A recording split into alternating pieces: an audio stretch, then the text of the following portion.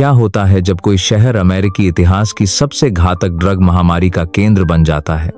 क्या होता है जब वे सड़कें जो कभी संस्थापक पिताओं के कदमों की आवाज से गूंजती थीं, अब चलते फिरते मुर्दों की लड़खड़ाती चाल देखती हैं? क्या होता है जब अमेरिकी स्वतंत्रता का जन्मस्थान अमेरिकी सपनों का कब्रिस्तान बन जाता है? 2025 के फिलाडेल्फिया में आपका स्वागत है, जहां फेंटानिल ने पूरे मोहल्लों को ऐसे सर्वनाशकारी दृश्यों में बदल दिया है जो हॉरर फिल्म के निर्देशकों को रुला देंगे। यह कोई कल्पना नहीं है, यह कोई अतिशयोक्ति नहीं है, यह उस भयानक सच्चाई है जो अमेरिका की तीसरी सबसे घातक ड्रग संकट ने भाईचारे के शहर के साथ किया है। हर दिन फिलाडेल्फिया में औसतन 4 ओवरडोज से मौतें होती हैं, यानी हर 6 घंटे में एक व्यक्ति फेंटानिल विषाक्तता से मर रहा है। अकेले 2023 में इस एक शहर में ओवरडोज से 1,400,000 से अधिक लोगों की मौत हुई। हत्याओं, कार दुर्घटनाओं और आत्महत्याओं को मिलाकर होने वाली मौतों से भी ज्यादा। इस नरसंहार को समझने के लिए फिलाडेल्फिया हर साल फेंटानिल से उतने निवासियों को खो देता है जितनी कुछ छोटे शहरों की कुल आबादी होती है। लेकिन मृत्यु के आंकड़े इस दुःस्वप्न की कहानी का सिर्फ एक हिस्सा बताते हैं। जो हर व्यक्ति मरता है, उसके लिए दर्जनों और लोग लाश जैसी अवस्था में नशे की गिरफ्त में रहते हैं, केंसिंगटन जैसे मोहल्लों में घूमते रहते हैं, जहां 24 घंटे खुले आम ड्रग बाजार बिना किसी रोक टोक के चलते हैं। फिलाडेल्फिया में अनुमानतः 75,000 लोग मादक पदार्थों के सेवन विकार से जूझ रहे हैं, जिनमें से अधिकांश अब फेंटानिल के आदी हैं। एक कृत्रिम अफीम जो हेरोइन से 50 गुना और मॉर्फिन से 100 गुना अधिक शक्तिशाली है। बेघरों की संख्या फेंटानिल संकट के साथ ही आसमान छू गई है। अब 5,000 से अधिक लोग फिलाडेल्फिया की सड़कों पर रहते हैं, जिनमें से लगभग 70% सक्रिय नशे से जूझ रहे हैं। नीली तिरपाल और गत्ते के आश्रयों से भरे शिविर हाईवे ओवरपास के नीचे, खाली भूखंडों में और रेलवे ट्रैक के किनारे उगाए हैं, जो चलते फिरते मुर्दों, जो लोग फेंटानिल में इतने डूबे हैं कि वे सांस लेते लाशों की तरह दिखते हैं, के लिए झुग्गी बस्तियां बनाते हैं। ये सिर्फ सरकारी रिपोर्टों के आंकड़े नहीं हैं, ये उन इंसानों का प्रतिनिधित्व करते हैं जिनकी जिंदगी एक ऐसी दवा ने तबाह कर दी है जो नमक के एक दाने से भी छोटी खुराक से मार सकती है। ये आंकड़े माताओं, पिताओं, बच्चों, युद्ध के दिग्गजों, कॉलेज स्नातकों और काम करने वाले पेशेवरों का प्रतिनिधित्व करते हैं जो एक ऐसे रासायनिक नरक में गिर गए जहां से कम ही लोग बच पाते हैं। हम यहां कैसे पहुंचे? जिस शहर में स्वतंत्रता का जन्म हुआ था, वह कैसे एक ऐसा शमशान घाट बन गया जहां उम्मीद मरने आती है? इसका जवाब फेंटानिल को समझने में मिलता है। एक ऐसी दवा जो इतनी विनाशकारी है कि इसने नशे की लत, ओवरडोज और रिकवरी की प्रकृति को ऐसे बदल दिया है जैसा पिछली पीढ़ियों की दवाएं कभी नहीं कर सकी थीं। उत्तरी फिलाडेल्फिया के केंसिंगटन मोहल्ले में अमेरिकी भूमि पर दिन दहाड़े कुछ अकल्पनीय हो रहा है। केंसिंगटन एवेन्यू से चलिए, जो कभी पारिवारिक दुकानों और मध्यम वर्गीय घरों के साथ एक फलता फूलता व्यावसायिक जिला था, और आप एक विकसित राष्ट्र में विश्वास से इनकार करने वाले दृश्य देखेंगे। लाशें असंभव कोणों पर ईंटों की दीवारों के सहारे झुकी हैं, उनकी आंखें पीछे मुड़ी हुई हैं, उनकी सांस इतनी हल्की है कि वह मुश्किल से पता चलती है। दूसरे फुटपाथों पर बेजान पड़े हैं, उनकी त्वचा भूरे नीले रंग की है, जो ऑक्सीजन की कमी से आने वाली मौत का संकेत देती है। कुछ घंटों तक एक ही जगह जमे खड़े रहते हैं, ऐसी स्थितियों में बंद होकर जो एक स्वस्थ व्यक्ति के लिए मिनटों तक बनाए रखना दर्दनाक होगा। एक घटना जिसे उपयोगकर्ता झुकाव या ज़ॉम्बी बनना कहते हैं। यही है जो फेंटानिल इंसानों के साथ करता है। पिछली पीढ़ियों के अफीम के विपरीत, जो उत्साहजनक नशा पैदा करते थे और फिर अपेक्षाकृत सामान्यता की अवधि आती थी, फेंटानिल एक चलते फिरते मृत्यु की अवस्था बनाता है, जहां उपयोगकर्ता चेतना और कोमा के बीच एक संध्या काल में मौजूद रहते हैं। वे मरे हुए दिख सकते हैं जबकि अभी भी सांस ले रहे होते हैं। आवाज, स्पर्श या दर्द के लिए अनुत्तरदायी फिर भी किसी तरह सीधे खड़े रहते हैं। मारिया सांतोस, 3 बच्चों की मां, जो कार्यक्षेत्र की चोट के कारण प्रिस्क्रिप्शन दर्द निवारक दवाओं के कारण फेंटानिल की आदी हो गई, अनुभव का वर्णन करती है। आप वास्तव में जीवित नहीं हैं, लेकिन आप मरे भी नहीं हैं। आप लोगों को बात करते सुन सकते हैं, लेकिन जवाब नहीं दे सकते। आप हिलना चाहते हैं, लेकिन आपका शरीर नहीं सुनता। यह अपनी ही त्वचा में जिंदा दफन होने जैसा है। दवा ने केंसिंगटन को उसमें बदल दिया है जिसे स्थानीय लोग बैडलैंड्स या ज़ॉम्बी लैंड कहते हैं। सुबह 9 बजे तक दर्जनों लोग पहले से ही केंसिंगटन एवेन्यू के साथ कतार में खड़े होते हैं। उन डीलरों का इंतजार करते हैं जो छोटे बैगों में फेंटानिल बेचते हैं, जिन पर ज़ॉम्बी, डेथ विश और फाइनल कॉल जैसे ब्रांड नाम हैं। इन नामों की विडंबना उन उपयोगकर्ताओं के लिए खो जाती है जिनकी लत मृत्यु का भय व्यवहार परिवर्तन को प्रेरित कर सके उस बिंदु से आगे बढ़ गई है। डॉ. सारा मिशेल, टेम्पल विश्वविद्यालय अस्पताल की आपातकालीन चिकित्सक, रोजाना ओवरडोज पीड़ितों का इलाज करती है। मैं 15 साल से आपातकालीन चिकित्सा में काम कर रही हूं, वह बताती है, और मैंने फेंटानिल जैसा कुछ कभी नहीं देखा। मरीज चिकित्सकीय रूप से मृत आते हैं, कोई नाड़ी नहीं, कोई सांस नहीं, नीली त्वचा, और हम उन्हें नारकन से वापस लाते हैं, केवल उन्हें जाते और घंटों के भीतर फिर ओवरडोज होते देखने के लिए। कुछ को मैंने 5, 6, 7 बार पुनर्जीवित किया है। केंसिंगटन की दिखाई देने वाली डरावनी फिलाडेल्फिया के अन्य मोहल्लों में फैल गई है। रिटनहाउस स्क्वायर, जो कभी उत्कृष्ट दुकानों और रेस्तरां का एक शानदार जिला था, अब व्यावसायिक मालिकों के पास निजी सुरक्षा गार्ड हैं जो बेहोश ड्रग उपयोगकर्ताओं को अपने दरवाजों से हटाते हैं। यूनिवर्सिटी सिटी, पेंसिल्वेनिया विश्वविद्यालय और ड्रेक्सल विश्वविद्यालय का घर कॉलेज छात्रों को कक्षा में जाते समय ओवरडोज पीड़ितों की लाशों पर कदम रखते देखता है। लेकिन शायद सबसे परेशान करने वाली बात यह है कि यह सर्वनाशकारी परिदृश्य फिलाडेल्फिया निवासियों के लिए कैसे सामान्य हो गया है। बच्चे खुली ड्रग के उपयोग और बेहोश शरीरों के दृश्यों को पार करते हुए स्कूल जाते हैं। कंप्यूटर सीरिंज पर कदम रखने से बचने के लिए वैकल्पिक मार्गों की योजना बनाते हैं। माताएं उन इंसानों के आसपास घुमक्कड़ धकेलती हैं जो फुटपाथों पर मर रहे हो सकते हैं। डरावनी का यह सामान्यीकरण शायद फिलाडेल्फिया के फेंटानिल संकट का सबसे विनाशकारी पहलू है। कैसे एक शहर नरक के अनुकूल हो सकता है जब तक कि नरक घर जैसा महसूस न होने लगे। फिलाडेल्फिया का चलते फिरते मुर्दों के शहर में परिवर्तन रातों रात नहीं हुआ।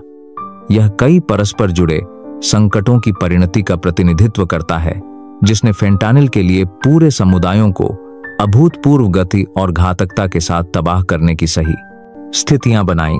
फेंटानिल पहली बार 2013 के आसपास फिलाडेल्फिया की अवैध ड्रग आपूर्ति में दिखाई दिया, शुरुआत में हेरोइन के साथ मिलाकर शक्ति बढ़ाने और डीलरों के लिए लागत कम करने के लिए। जो बात फेंटानिल को ड्रग तस्करों के लिए आकर्षक बनाती थी वह इसकी अविश्वसनीय दक्षता थी। एक छोटी मात्रा हेरोइन की बहुत बड़ी मात्राओं के समान प्रभाव पैदा कर सकती थी, जिससे इसे तस्करी करना सस्ता और बेचना अधिक लाभदायक हो जाता था। लेकिन फेंटानिल की ऐसी विशेषताएं थीं जो इसे किसी भी पिछली स्ट्रीट ड्रग से कहीं अधिक खतरनाक बनाती थीं। इसकी शक्ति का मतलब था कि वांछित प्रभाव पैदा करने वाली खुराक और घातक ओवरडोज के बीच का अंतर सूक्ष्म था, सचमुच नमक के दानों में मापा जाता था। यहां तक कि अनुभवी ड्रग उपयोगकर्ता भी, जो हेरोइन के प्रभावों के आधार पर खुराक का अनुमान लगाने के आदी थे, बड़ी संख्या में मरने लगे क्योंकि फेंटानिल की शक्ति बैच से बैच तक बेतहाशा अलग होती थी। बदतर, फेंटानिल की रासायनिक संरचना। इसे चीन और मेक्सिको से आयातित अग्रदूत रसायनों का उपयोग करके प्रयोगशालाओं में पूरी तरह से निर्मित करने की अनुमति देती है। हेरोइन उत्पादन के लिए आवश्यक पोस्त की खेती की आवश्यकता को समाप्त करती है। इसका मतलब था कि आपूर्ति तेजी से और सस्ते में बढ़ाई जा सकती थी। अमेरिकी शहरों में कृत्रिम अफीम की मात्राओं से भर जाना, जो पिछली ड्रग महामारियों में देखी गई किसी भी चीज को पीछे छोड़ देती थी। डॉ. जेम्स रॉड्रिगेज, एक विश्व विज्ञानी जो फेंटानिल के प्रभावों का अध्ययन करते हैं, दवा की अनूठी घातकता बताते हैं। फेंटानिल मस्तिष्क में अफीम रिसेप्टर से असाधारण मजबूती से जुड़ता है और आसानी से छूटता नहीं। इसका मतलब यह है कि उपयोगकर्ता ओवरडोज से उबरने के बाद भी नार्कन का प्रभाव समाप्त होने पर वे वापस सांस की अवसाद में फिसल सकते हैं। हम इसे फेंटानिल जाल कहते हैं। उपयोगकर्ता ओवरडोज और पुनर्जीवन के चक्रों में फंस जाते हैं जो अक्सर मृत्यु में समाप्त होते हैं। फिलाडेल्फिया की मौजूदा कमजोरियों ने इसे फेंटानिल की तबाही के लिए विशेष रूप से संवेदनशील बना दिया। शहर में पहले से ही 1990 और 2000 के दशक में अधिक प्रिस्क्रिप्शन प्रथाओं से उत्पन्न प्रिस्क्रिप्शन अफीम लत की उच्च दरें थीं। जब नियामक क्रैकडाउन ने प्रिस्क्रिप्शन गोलियों को प्राप्त करना कठिन और अधिक महंगा बना दिया, तो उपयोगकर्ता अवैध विकल्पों की ओर मुड़ गए। हेरोइन प्राथमिक विकल्प थी, लेकिन फेंटानिल ने फिलाडेल्फिया के ड्रग बाजारों में हेरोइन को तेजी से विस्थापित कर दिया क्योंकि डीलर बहुत अधिक लाभ कमा सकते थे। 2018 तक फिलाडेल्फिया में हेरोइन के रूप में बेची जाने वाली सड़क की दवाओं के 95% से अधिक में वास्तव में फेंटानिल था।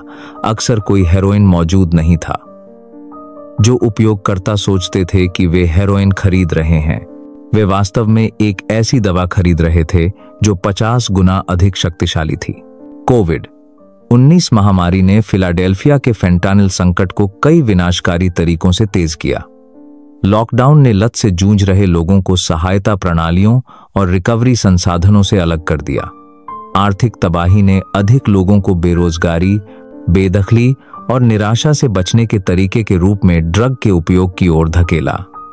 सामाजिक दूरी ने समूह चिकित्सा और सहायता बैठकों को असंभव बना दिया, जिससे नशे में डूबे व्यक्ति महत्वपूर्ण साथियों के सहयोग के बिना रह गए। शायद सबसे महत्वपूर्ण रूप से अवैध ड्रग आपूर्ति श्रृंखलाओं में महामारी के व्यवधानों ने सड़क की दवाओं में फेंटानिल के मिलावट में वृद्धि की।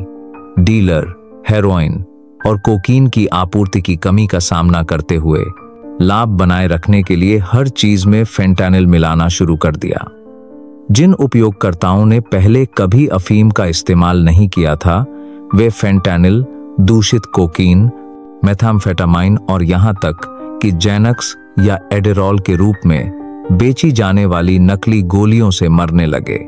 परिणाम ओवरडोज मौतों में विस्फोट था, जिसने फिलाडेल्फिया की आपातकालीन प्रतिक्रिया प्रणालियों को अभिभूत कर दिया।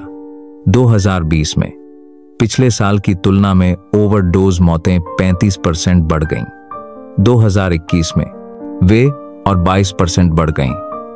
2022 तक फिलाडेल्फिया किसी भी प्रमुख अमेरिकी शहर की प्रति व्यक्ति ओवरडोज मृत्यु दर सबसे अधिक का अनुभव कर रहा था, लेकिन आंकड़े एक पूरे शहर को धीरे धीरे मरते देखने की मानवीय डरावनी को नहीं पकड़ सकते। आपातकालीन कक्ष शवगृह बन गए। परिवारों ने एक ही साल में कई अंत्येष्टियों की योजना बनान। फिलाडेल्फिया के फेंटानिल संकट के पीछे की मानवीय कहानियां प्रकट करती हैं कि यह दवा कितनी जल्दी और पूर्ण रूप से उन जीवन को नष्ट कर सकती है जो स्थिर और आशाजनक दिखाई देते थे। ये नैतिक कमियों या खराब विकल्पों के बारे में सावधानी की कहानियां नहीं हैं, ये एक रासायनिक हथियार के बारे में डरावनी कहानियां हैं जो किसी भी व्यक्ति को गुलाम बना सकता है जो इसका सामना करता है। रेबेका वॉल्श एक हर्निएटेड डिस्क को ठीक करने की सर्जरी के बाद ऑक्सीकोडोन निर्धारित होने पर शिक्षा में मास्टर डिग्री के साथ 32 वर्षीय प्राथमिक स्कूल शिक्षिका थी। जब उसका प्रिस्क्रिप्शन समाप्त हो गया लेकिन उसका दर्द जारी रहा, तो वह एक सहकर्मी से गोलियां खरीदना शुरू कर दिया। जब गोलियां बहुत महंगी हो गईं, तो किसी ने सुझाया कि वह हेरोइन की कोशिश करे, जो फेंटानिल निकला। मैं अपनी कक्षा और अपार्टमेंट होने से 6 महीने में पुल के नीचे रहने तक पहुंच गई, रेबेका याद करती है। फेंटानिल आपकी शिक्षा, आपके परिवार या आपके भविष्य की परवाह नहीं करता। यह केवल इस बात की परवाह करता है कि आप इसे सांस लेने से अधिक की आवश्यकता महसूस करें। रेबेका का 2 साल में 11 बार ओवरडोज हुआ। उसकी बहन ने उसे 3 अलग मौकों पर बेहोश और नीला पाया। उसने अपना शिक्षण लाइसेंस, अपना अपार्टमेंट और अपनी बेटी की हिरासत खो दी। आज आवासीय उपचार में 18 महीने बाद वह एक रिकवरी सेंटर में काम करती है जो समान जाल में गिरे अन्य पेशेवरों की मदद करती है। माइकल सांतोस इराक युद्ध के दिग्गज थे, जिन्होंने अपनी तैनाती के दौरान लगी चोटों से पुराना दर्द विकसित किया। वह ने नई प्रिस्क्रिप्शन दिशा निर्देशों के कारण उन्हें बंद करने से पहले कई साल तक उन्हें अफीम दर्द निवारक निर्धारित किए। अनुपचारित दर्द और अनुपचारित पीटीएसडी के साथ काम करने में असमर्थ माइकल स्ट्रीट ड्रग्स की ओर मुड़ गए और जल्दी ही फेंटानिल के आदी हो गए। मैंने युद्ध के क्षेत्रों में 2 दौरे से बचाव किया, माइकल बताता है, लेकिन मैं फेंटानिल से नहीं बच सका। इसे छोड़ना सेना में मेरे सामने आई किसी भी चीज से कठिन था। कम से कम इराक में आप दुश्मन की पहचान कर सकते थे। माइकल 3 साल तक केंसिंगटन शिविरों में रहा, बार बार ओवरडोज होता रहा और आपातकालीन कमरे, जेल और अल्पकालिक उपचार कार्यक्रमों के चक्र से गुजरता रहा। उसके परिवार ने कई हस्तक्षेप किए, लेकिन फेंटानिल की पकड़ उसकी रिकवरी की इच्छा से अधिक मजबूत साबित हुई। उसने अंततः दिग्गजों के लिए विशेष रूप से डिजाइन किए गए दीर्घकालिक आवासीय कार्यक्रम के माध्यम से संयम हासिल किया, लेकिन केवल अपनी शादी, अपना घर खोने के बाद और लगभग अपनी जान गंवाने के बाद। लिसा थॉम्पसन की कहानी दिखाती है कि कैसे फेंटानिल ने अन्य ड्रग आपूर्ति को दूषित किया है। उन उपयोगकर्ताओं को मारना जिन्होंने कभी अफीम का उपयोग करने का इरादा नहीं किया था। लिसा एक कॉलेज छात्रा थी जो कभी कभार पार्टियों में मनोरंजक रूप से कोकीन का उपयोग करती थी। एक रात उसने जो कोकीन खरीदी थी वह ड्रग तस्करी के दौरान फेंटानिल से दूषित हो गई थी। मैं एक अफीम उपयोगकर्ता नहीं थी, लिसा की मां बताती है। उसे लत की समस्या नहीं थी। उसने पार्टी में एक गलती की और इसने उसे मार डाला। दूषित कोकीन की एक लाइन उसके दिल को रोकने के लिए पर्याप्त थी। लिसा की मृत्यु सैकड़ों समान त्रासदियों का प्रतिनिधित्व करती है, जहां लोग यह जाने बिना कि उन्होंने इसका सेवन किया है, फेंटानिल एक्सपोजर से मर गए। ये आकस्मिक ओवरडोज मनोरंजक ड्रग उपयोगकर्ताओं और माता पिता के बीच आतंक पैदा कर गए हैं, जो समझते हैं कि किसी भी अवैध पदार्थ के साथ प्रयोग अब तत्काल मृत्यु का जोखिम उठाता है। मार्टिनेज परिवार की कहानी दिखाती है कि कैसे फेंटानिल लत एक साथ कई पीढ़ियों को नष्ट करती है। कार्मेन मार्टिनेज एक कार दुर्घटना के बाद दर्दनाशक दवाएं निर्धारित होने के बाद आदी हो गई। उसकी लत फेंटानिल तक बढ़ गई, जिससे वह अपने 3 बच्चों की हिरासत खो बैठी, जिन्हें फोस्टर केयर में रखा गया। उसका सबसे बड़ा बेटा मिगुएल अपनी मां की लत और पारिवारिक व्यवधान से निपटने के तरीके के रूप में 14 साल की उम्र में ड्रग्स का उपयोग करना शुरू कर दिया। 16 तक वह भी फेंटानिल का आदी था और सड़कों पर रह रहा था। कार्मेन के माता पिता दोनों 70 के दशक में अपनी बेटी और पोते की मदद करने की कोशिश में उपचार कार्यक्रमों और कानूनी फीस पर अपनी सेवानिवृत्ति बचत समाप्त कर दी। इस दवा ने सिर्फ कार्मेन को नष्ट नहीं किया, उसके पिता बताते हैं, इसने 3 पीढ़ियों में हमारे पूरे परिवार को नष्ट कर दिया। इसने हमारी बेटी, हमारे पोते, हमारी बचत और हमारी उम्मीद ली। आज कार्मेन 8 महीने से शांत है और उसने अपने सबसे छोटे बच्चे की हिरासत वापस पा ली है, लेकिन मिगुएल लत से संघर्ष करता रहता है। परिवार की रिकवरी नाजुक और अधूरी रहती है। यह दिखाती है कि फेंटानिल का विनाश व्यक्तिगत उपयोगकर्ताओं से कहीं आगे तक फैलता है। ये व्यक्तिगत कहानियां फिलाडेल्फिया में गुणा करती हैं। वस्तुतः हर परिवार, पड़ोस और संस्थान प्रत्यक्ष या अप्रत्यक्ष रूप से फेंटानिल से प्रभावित होते हैं। स्कूल माता पिता की लत या ओवरडोज मौतों से निपटने वाले छात्रों की बढ़ती संख्या की रिपोर्ट करते हैं। नियोक्ता कर्मचारी गायब होने या ओवरडोज से मरने के कारण कार्यबल बनाए रखने के लिए संघर्ष करते हैं। स्वास्थ्य सेवा प्रणालियां ओवरडोज प्रतिक्रिया और लत उपचार के निरंतर संकट से अभिभूत हैं। शायद सबसे दुखद रूप से आज फिलाडेल्फिया में बड़े होने वाले बच्चे ड्रग के उपयोग, ओवरडोज और मृत्यु के दृश्यों को शहरी जीवन के सामान्य हिस्से मानते हैं। वे उन स्थितियों के लिए आघात प्रतिक्रियाएं विकसित करते हैं जो अन्य शहरों में वयस्कों को डरावनी लगेंगी। मनोवैज्ञानिक घाव पैदा करते हैं जो उन्हें दशकों तक प्रभावित कर सकते हैं। डरावनी का सामान्यीकरण शायद फेंटानिल की सबसे स्थायी क्षति का प्रतिनिधित्व करता है। कैसे इसने एक पूरे शहर की समझ को फिर से तार किया है कि स्वीकार्य मानव पीड़ा का गठन क्या करता है। फिलाडेल्फिया का फेंटानिल संकट अमेरिका भर के शहरों के लिए एक चेतावनी के रूप में कार्य करता है कि क्या होता है जब सिंथेटिक ड्रग्स सामाजिक असमानता, अपर्याप्त स्वास्थ्य सेवा और अप्रभावी ड्रग नीतियों के साथ मिल जाते हैं। केंसिंगटन में जो शुरू हुआ वह शहर के हर मोहल्ले में फैल गया है और अब उपनगरों, छोटे शहरों और ग्रामीण समुदायों में दिखाई दे रहा है। जिन्होंने पहले कभी महत्वपूर्ण ड्रग समस्याओं का अनुभव नहीं किया था। फिलाडेल्फिया के सबक गंभीर हैं। ड्रग नीति, लत उपचार और आपराधिक न्याय के पारंपरिक दृष्टिकोण सिंथेटिक ड्रग्स का सामना करते समय अपर्याप्त साबित होते हैं, जो तुरंत मार सकते हैं और दिनों के भीतर निर्भरता पैदा कर सकते हैं। नए दृष्टिकोण की तत्काल आवश्यकता है, लेकिन उन्हें राजनीतिक साहस, महत्वपूर्ण निवेश और नैतिक निर्णय पर सार्वजनिक स्वास्थ्य को प्राथमिकता देने की इच्छा की आवश्यकता है।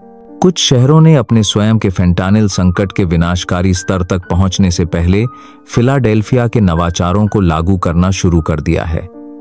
सिएटल, सैन फ्रांसिस्को, पोर्टलैंड और अन्य शहर फिलाडेल्फिया के अनुभवों के आधार पर नालोक्सोन वितरण का विस्तार कर रहे हैं, सुरक्षित उपभोग स्थल खोल रहे हैं और साथ ही रिकवरी सेवाओं में निवेश कर रहे हैं।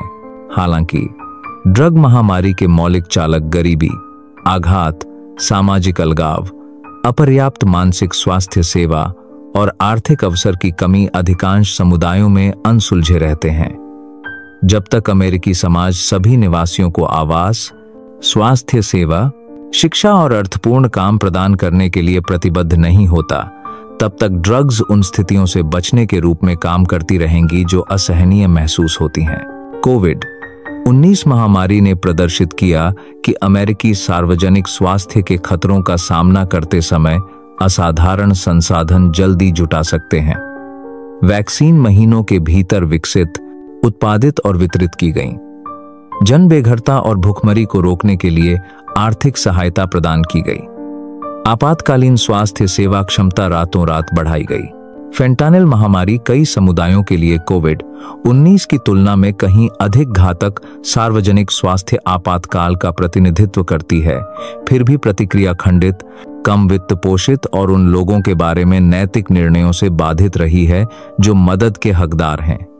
जब तक फेंटानिल लत को दंड की आवश्यकता वाली आपराधिक न्याय समस्या के बजाय व्यापक स्वास्थ्य सेवा प्रतिक्रिया की आवश्यकता वाली चिकित्सा स्थिति के रूप में नहीं माना जाता, तब तक मौत का आंकड़ा बढ़ता रहेगा।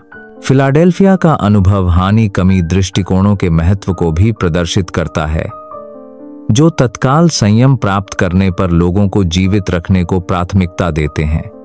सुरक्षित उपभोग स्थल, सुई एक्सचेंज और नालोक्सोन वितरण तब भी जीवन बचाते हैं जब उपयोगकर्ता ड्रग्स का उपयोग जारी रखते हैं। यह हस्तक्षेप लोगों के लिए अंततः रिकवरी में प्रवेश करने के लिए समय खरीदते हैं, जबकि मृत्यु के स्थायी समाधान को रोकते हैं। साक्ष्य आधारित हस्तक्षेपों को लागू करने के साथ शहर के संघर्ष से पता चलता है कि कैसे राजनीतिक विरोध सार्वजनिक स्वास्थ्य आवश्यकता को ओवरराइड कर सकता है। सुरक्षित उपभोग स्थलों ने दर्जनों देशों में ओवरडोज मौतों को कम करने में प्रभावशीलता साबित की है। फिर भी कानूनी चुनौतियां अधिकांश अमेरिकी शहरों में उनके संचालन को रोकती हैं। यह पैटर्न जीवन बचत हस्तक्षेपों को रोकने के लिए वैचारिक विरोध की अनुमति देने का अमेरिकी ड्रग नीति में दिखाई देता है। शायद सबसे महत्वपूर्ण रूप से फिलाडेल्फिया का संकट दिखाता है कि सिंथेटिक ड्रग्स कितनी जल्दी शहरों को बदल सकती हैं और समुदायों को उन तरीकों से नष्ट कर सकती हैं जिन तरीकों से प्राकृतिक ड्रग्स कभी नहीं कर सकती थीं। फेंटानिल की प्रयोगशाला उत्पत्ति का मतलब है की आपूर्ति तेजी से बढ़ाई जा सकती है और काउंटर मेजर्स को हराने के लिए अनुकूलित किया जा सकता है। फेंटानिल से भी अधिक शक्तिशाली नई सिंथेटिक ड्रग्स पहले से ही ड्रग बाजारों में दिखाई दे रही हैं, यह सुझाते हुए कि यह संकट केवल एक लंबी सिंथेटिक ड्रग महामारी की शुरुआत हो सकती है। अन्य शहरों को फिलाडेल्फिया की तबाही का अनुभव करने से रोकने की खिड़की तेजी से बंद हो रही है। फेंटेनिल अब हर अमेरिकी राज्य में ड्रग आपूर्ति में दिखाई दिया है और ओवरडोज मौतें उन समुदायों में बढ़ रही हैं जिनमें पहले न्यूनतम ड्रग समस्याएं थीं। फैलाव पैटर्न सुझाता है कि फिलाडेल्फिया में जो हुआ वह एक अलग शहरी संकट का प्रतिनिधित्व नहीं करता, बल्कि राष्ट्रीय तबाही के प्रारंभिक चरणों का अंतिम चेतावनी। आखिरी मौका जब हम फिलाडेल्फिया के चलते फिरते मुर्दों के शहर में परिवर्तन को देखते हैं, तो अमेरिका के सामने सवाल यह नहीं है कि क्या फेंटानिल अन्य समुदायों को प्रभावित करेगा, इसने पहले ही किया है। सवाल यह है कि क्या हम फिलाडेल्फिया के अनुभव से सीखेंगे और जन मृत्यु को रोकने के लिए पर्याप्त तेजी से साक्ष्य आधारित प्रतिक्रियाओं को लागू करेंगे, या क्या हम उन्हीं असफल दृष्टिकोणों को दोहराएंगे जिसने इस संकट को सर्वनाशकारी अनुपात तक पहुंचने की अनुमति दी। उस सवाल का जवाब तय करेगा कि क्या फेंटानिल अमेरिकी शहरों को कब्रिस्तान में बदल देता है, या क्या हम सिंथेटिक ड्रग्स के युग में मानव जीवन और गरिमा की रक्षा के लिए नए दृष्टिकोण विकसित कर सकते हैं। समय समाप्त हो रहा है, लोग मर रहे हैं और चलते फिरते मुर्दे फिलाडेल्फिया की सीमाओं से आगे अमेरिका भर के समुदायों में फैल रहे हैं। आज फिलाडेल्फिया से गुजरना अमेरिकी सभ्यता के धीमी गति से पतन को देखने जैसा लगता है।